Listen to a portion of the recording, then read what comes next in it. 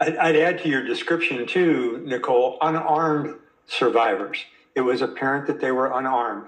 And yeah, I haven't seen the video, so I won't comment on it, but I will comment on something that to me is fascinating, listening to the clips that you just showed of Secretary Hegseth. When I hate to tell a war story, but I will. In 2007, I was preparing the 1st Armored Division to go to Iraq, and we had seminars on law of war, rules of engagement, those kind of things. And we studied 3 different actions and how they affected the combat operations. The first one was Abu Ghraib. I was in Baghdad when that occurred, and I saw how that tactical issue of maltreatment of prisoners turned into a strategic catastrophe.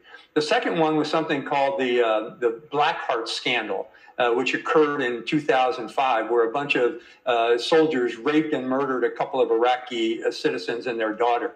The third one was something called the Tartar Island issue, and it came out later in an interview, or excuse me, a magazine article in the New Yorker in 2009.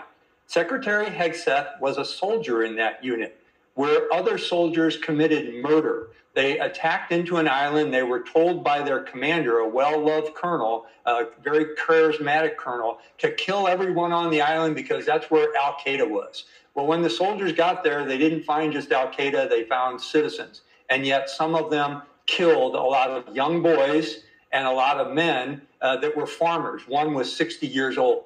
So the soldiers were sent to Leavenworth. They're still serving time there. The commander was relieved and his career was ended. And Secretary Hegseth was a member of that unit. So that kind of dynamic, you would think, as Angelo said before, that people would learn from and apply it as part of their history and as they build cultures within an organization.